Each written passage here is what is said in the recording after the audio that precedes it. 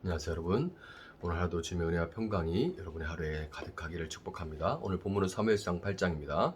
사무엘이 늙음에 그의 아들들을 이스라엘 사사로 삼으니 장자의 이름은 요엘이요 처자의 이름은 아비야라. 그들이 브엘세바에서 사사가 되니라.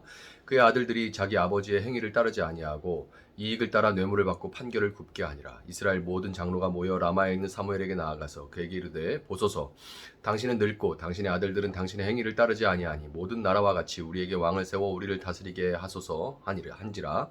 우리에게 왕을 주어 우리를 다스리게 하라 했을 때에 사무엘이 그것을 기뻐하지 아니하여 여호와께 기도하며 여호와께서 사무엘에게 이르시되 백성이 내게 한 말을 다 들으라. 이는 그들이 너를 버림이 아니요 나를 버려 자기들의 왕이 되지 못하게 함이니라. 내가 그들을 애굽에서 인도하여 낸 날부터 오늘까지 그들이 모든 행사로 나를 버리고 다른 신들을 섬김같이 내게도 그리하는도다. 그러므로 그들의 말을 듣되 너는 그들에게 엄히 경고하고 그들을 다스릴 왕의 제도를 가르치라.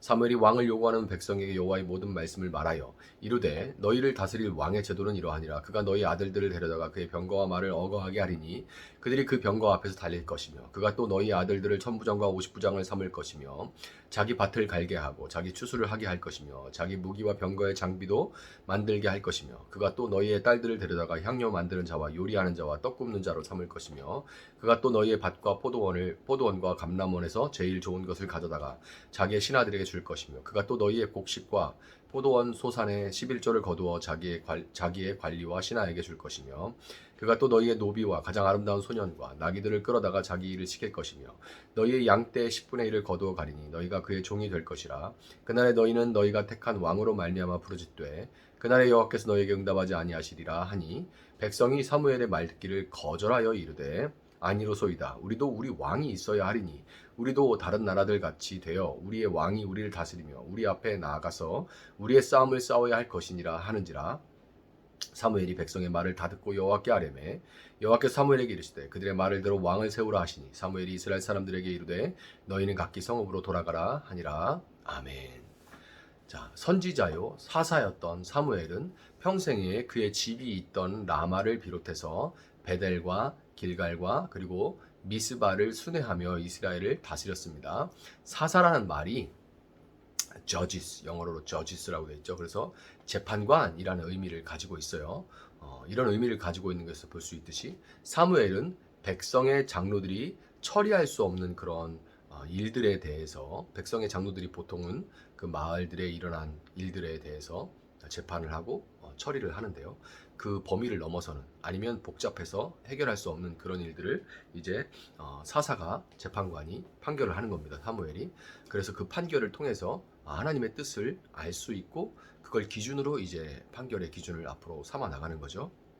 또 이런 내치 외에 또 외적이 쳐들어오는 경우에 하나님의 도움을 구하면서 이스라엘의 각 지파를 불러 모아 침략에 맞서는 그런 역할을 담당하는 그런 외치의 역할도 사사인 사무엘 또 선지자요 사사인 사무엘이 감당했던 일입니다. 그런데 사무엘의 뒤를 이어서 사사의 역할을 담당하게 된 그의 아들들은 사무엘과 다르게 이익을 따라서 뇌물을 받고 판결을 굽게 함으로써 백성들의 원성이 자자했고 그러던 어느 날 백성의 장로들이 함께 모여 사무엘을 찾아왔습니다. 그들은 늙은 사무엘이 죽고 그의 아들들이 사무엘의 죽음 이후에 아버지라는 통제 수단도 없이 사사로서 전권을 행사하게 되었을 때 찾아올 혼란과 그에 따른 대가 지불을 두려워했던 거예요. 혼란하고 그에 따라서 치러야 되는 그런 대가에 대해서 우려했던 겁니다. 사무엘을 찾아와 그의 아들들이 사사가 되기보다 차라리 타국들이 지금 그렇게 하고 있듯이 왕을 이스라엘도 세워야 한다고 주장하는 이 이스라엘 장로들의 요청은 일견 합리적으로 보입니다. 사사 제도는 그 특성상 12지파의 느슨한 협력과 사사가 또 누구인가에 크게 좌우될 수밖에 없는 그런 제도예요.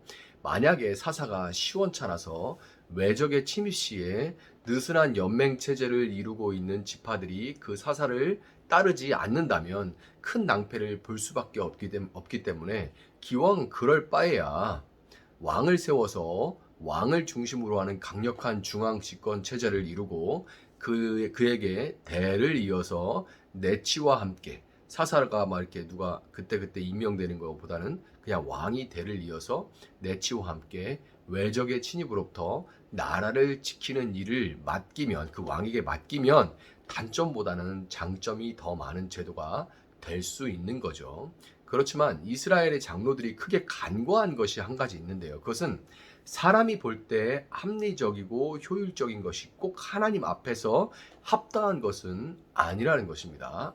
하나님이 여호수아를 통해서 가나안 땅을 정복하게 하신 후에 모세는 여호수아를 후계자로 두었었죠. 그런데 그것과는 다르게 여호수아에게는 후계자를 정해주시지 않으신 그런 이유는 유목민의 삶을, 동가숙 서가시겠던 그 유목민의 삶을 살았던 광야에서와는 다르게 가나안에 정착한 이후에는 여호수아의 후계자는 자칫 왕이 될 수 있는 위험성이 있었기 때문에 여호수아에게는 후계자를 허락하시지 않았던 거예요. 하나님은 이스라엘이 왕을 정점으로 하는 이 힘의 피라미드 구조와는 다른 한 분 하나님을 왕으로 모신 채 모두가 형제 자매가 되는 이 수평적이고 또 일견 이 원의 구조를 가진 하나님을 중심으로 하고 모두가 같은 동선에 있는 그 원을 이루는 혹은 수평적인 구조를 가진 그런 구조를, 이런 피라미드 구조가 아닌 수평적이고 원형적인 그런 구조를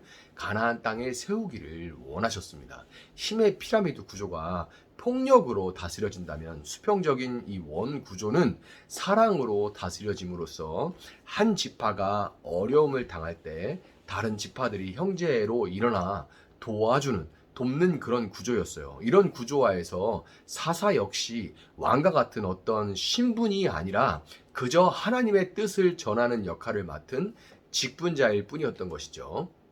그러니까 사실 이스라엘이 내외부적으로 혼란과 어려움을 겪은 것은 그들이 하나님을 왕으로 모시기를 거부하고 사랑의 하나님을 잃어버린 결과 형제와 자매에 대한 사랑을 잃어버린 채 오직 자신만을 사랑하게 되었기 때문에 그래요. 자신만을 사랑하고 12지파 중 한 지파가 자기들만 챙기면 뭐 어떻게 보면은 막 그 지파는 빨리 성장하고 외적으로 나가는 에너지가 없고 내적으로만 막 빨리 성장하고 그럴 것 같은데 그렇지 않아요. 다른 형제들을 돌볼 마음을 접고 자기만 사랑하는 그런 모습을 통해서 이스라엘은 한 지파씩 무너져서 결국에는 다 우르르 무너질 수밖에 없었기 때문에 그럽니다. 형제가 온전히 세워져 있는 것이 또 내가 사는 길이기도 한데 그런 구조를 이해할 수가 없었던 거죠.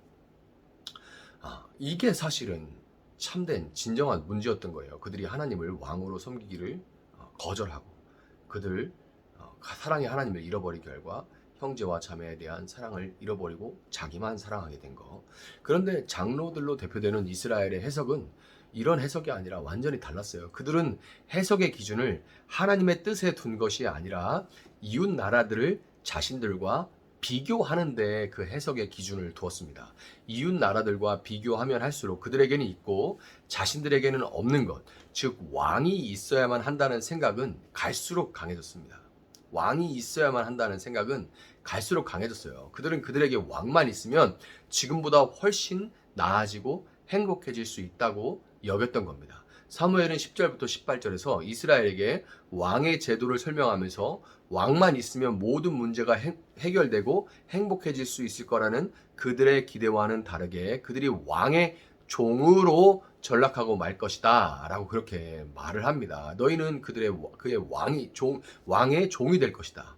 하나님 한 분만을 왕으로 섬기는 종이 되면 다른 모든 이들과 함께 형제 자매로 지내며 자유함을 누릴 수 있지만 하나님을 왕으로 인정하지 않고 스스로 세우는 왕을 선택하는 순간 피라미드 구조에 편입되면서 하나님을 제외한 다른 모든 것들의 종이 될 수밖에 없다라는 그 진리를 사무엘은 그들에게 전했던 거예요. 그렇지만 본문 19절에서 볼 수 있듯이 이스라엘 백성들은 사무엘의 말 듣기를 거절합니다. 됐고 이렇게 반응하죠. 됐고. 이 말 듣기를 거절하면서 이렇게 말하죠. 아니로소이다. 우리도 우리 왕이 있어야겠습니다. 우리도 우리 왕이 있어야겠습니다. 그 뒤로 이어지는 20절까지 단 2절에서 우리라는 단어가 무려 7번이나 등장하는데요. 이렇게 7번, 우리 왕, 우리 7번. 이렇게 7번이나 등장함으로써 성경은 그들의 선택이 단순한 정치 제도가 아니라 하나님이 아닌 그들 스스로 왕이 되는 길을 택한 것이라는 것을 분명하게 보여줍니다. 여러분, 살면서 우리가 경험하는 결핍이나 이것만 있으면 내가 지금보다 행복해질 것 같다라고 생각하게 만드는 기준이 과연 무엇인지 한번 돌아봤으면 좋겠습니다. 여러분의 삶의 아픔과 혼란을 해석하는 그 틀이 만약 세상과의 비교라면 그 해석에서 나오는 돈이나 건강이나 결혼과 같은 그런 결론들, 그것만 있으면 더 나아지고 행복해질 거라고 생각하는 그런 결론들은 잠깐은 그럴듯해 보일지 모르지만 결국에는 모든 종이 그렇듯이 여러분을 오직 그것만을 위해 살면서도, 종이 그렇잖아요. 오직 그것이 시키는 대로만 하면서도 충분한 대가는 누리지 못한 채 무거운 고생의 굴레를 쓰도록 그렇게 만들 것입니다. 세상과의 비교가 아니라 하나님의 뜻을 따라서 우리 삶을 해석함으로 오직 하나님만을 우리 삶의 왕으로 모시고 다른 모든 것에 자유를 누리고 선하신 왕이신 그 하나님의 공급을 누리며 젖과 꿀이 흐르는 가나안 땅에서의 풍성한 하루하루를 살아가시는 여러분들이 될 수 있기를 예수님의 이름으로 축복합니다. 잠시 기도하겠습니다. 사랑하시는 하나님, 감사합니다. 이스라엘은 이스라엘의 사사요 왕이신 하나님을 거절하고 스스로 왕이 되기를, 혹은 자기들이 원하는 왕을 세워서 그 왕이 시키는 대로만 하면, 그 왕이 바라는 대로만 하면 자기들이 더 나아지고 행복해질 거라고 그렇게 생각했습니다. 그러나 그 길은 스스로 세상과의 비교를 통해 피라미드의 구조에 갇혀 하나님을 제외한 모든 것에 매이는, 노예가 되는, 종이 되는 그런 삶이라는 것을 하나님 말씀으로 우리에게 가르쳐 주시니 감사합니다. 하나님만을 우리 왕으로 모시고 다른 모든 형제 자매들과 원의 구조 속에서 서로 섬기며 사랑하며, 또한 이 땅 가운데 하나님 공급해 주시는 것을 경험하며 하나님 이외의 다른 모든 것들로부터 자유로운 그런 삶을 살아갈 수 있는 저희들 될 수 있도록 하나님 함께하여 주시옵소서. 이 가나안 땅에서 하나님의 뜻을 따라 우리가 살아갈 때 하나님께서 공급해 주시는 젖과 꿀이 흐르는 삶을 살아갈 수 있을 줄 믿습니다. 그것을 잃어버린 삶 가운데 우리가 무엇을 기준으로 살아가고 있는지를 돌아보며 다시금 하나님의 백성으로 살아갈 수 있는 저희들 되어질 수 있도록 하나님 함께하여 주시옵소서. 감사하며 예수님의 이름으로 기도합니다. 아멘. 오늘 주신 말씀 붙들고 계속해서 기도합니다.